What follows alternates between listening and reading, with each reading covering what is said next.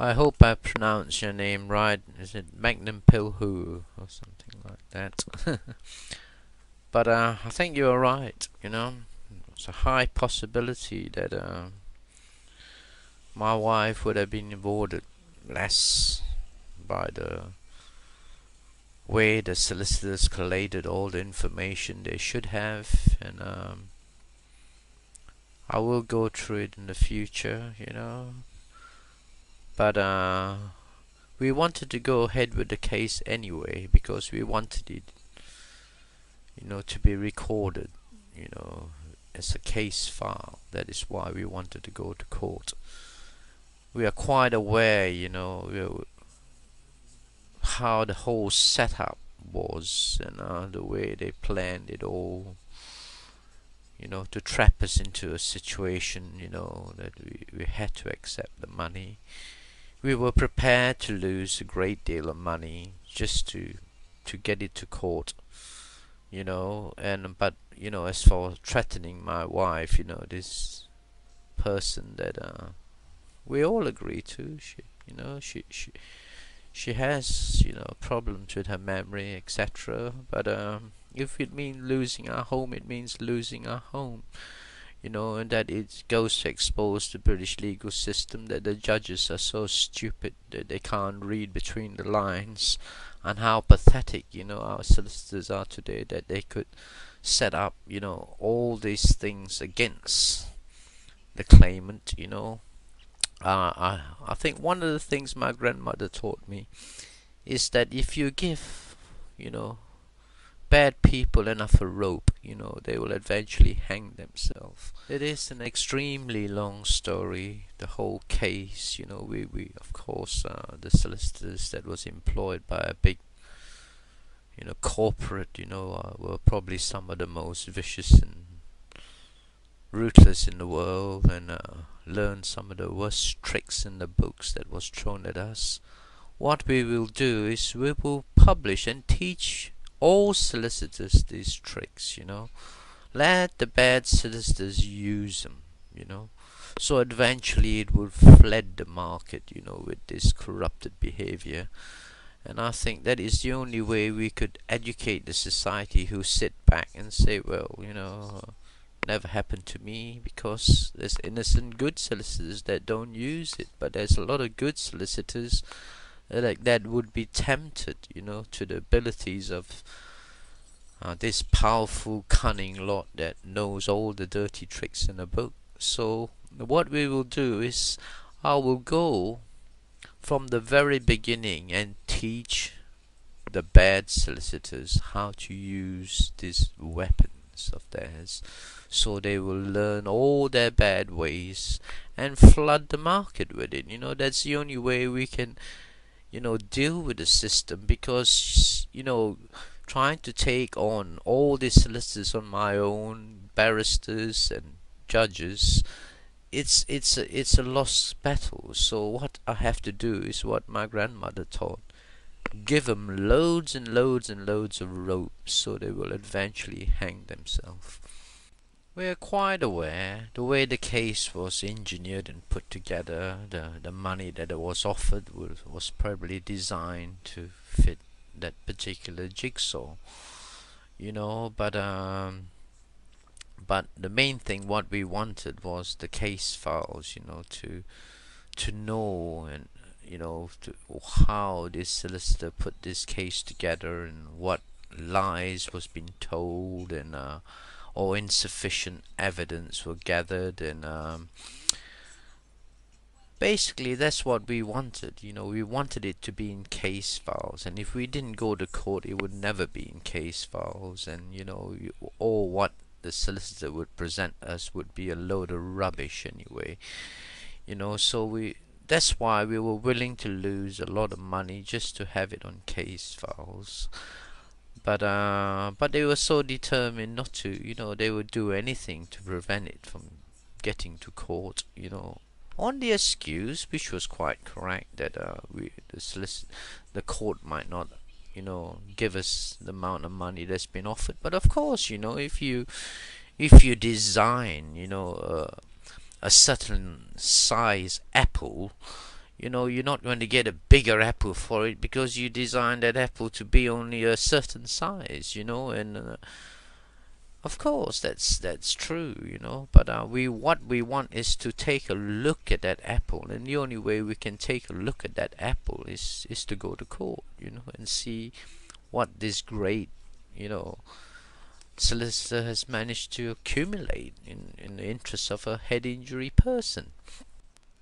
In the early stages, I offered to, can I put my accountant to work out the losses and all? Oh no, they wanted to put what do you call it, some specialist barrister or whatever on it to do the job, and of course we had to pay for it. It's probably all in the submitted in the price of the case, and it came out a vast amount, But since then, our solicitor managed to.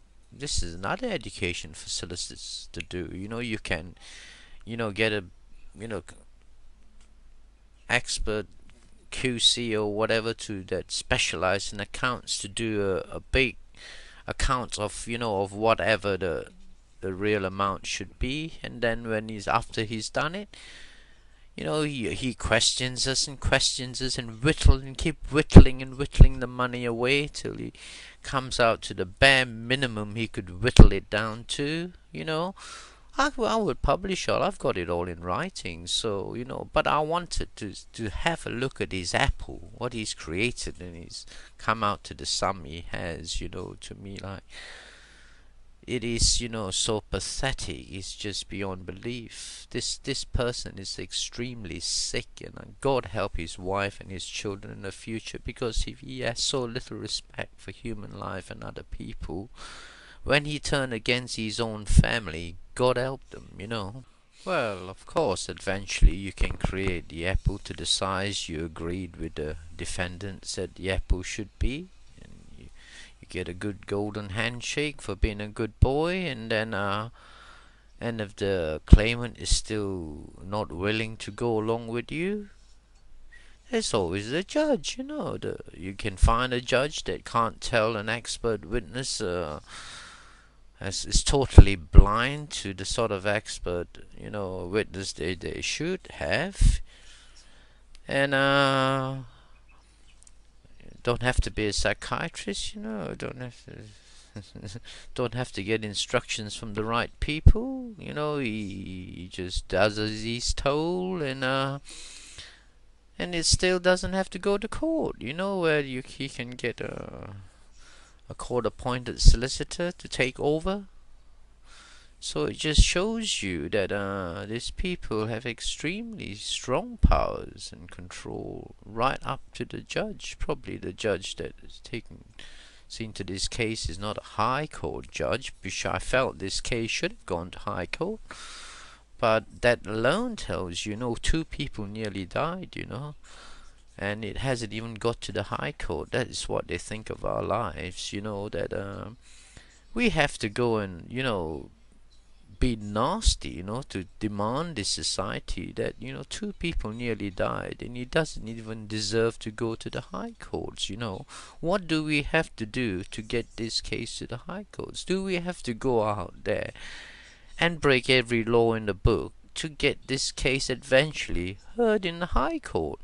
Which is, to me, in itself, it's totally mad, to think that it could be open and shut in a little county court. Is just so pathetic to me. I just feel that this country's legal system has no respect for both of our lives. We nearly lost our lives, and they we don't even deserve to be in the high court. That is how, to me, I find it so appalling and disgraceful. It's just unbelievable. I will make time in the future to give account to how I think this case was engineered, and who was involved, and who were the people that was brought into it, because you couldn't engineer something like this without a lot of very important people collaborating in this whole thing, and it's frightening to think that the whole system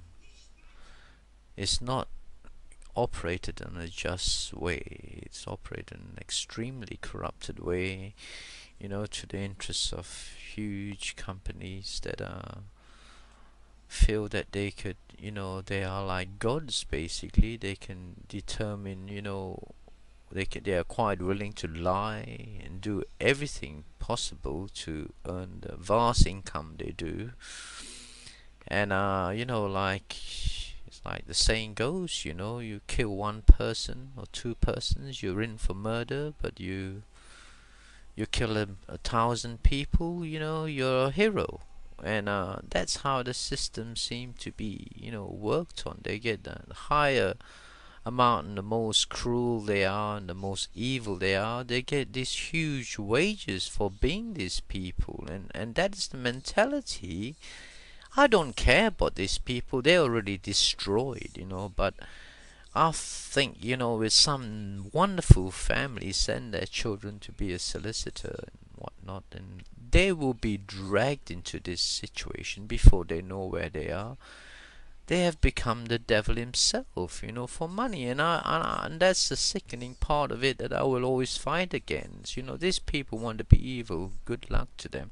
But when I see these young solicitors following them about, and I think to myself, in 20 years' time, you are going to be this lump of shit, and I just dread it, I just feel that if there's any way I could stop this from carrying on the way it is, I would try my very best to do so, because that could be any one of our children thinking that there is a wonderful career. There is a wonderful career there, but the right way, not the way that is being operated in this case, and that it shows you that there is an evil amongst them, and it's in operation very well, and it's quite ruthless. Is willing to, couldn't care damn whether this head injury person lived or died at all.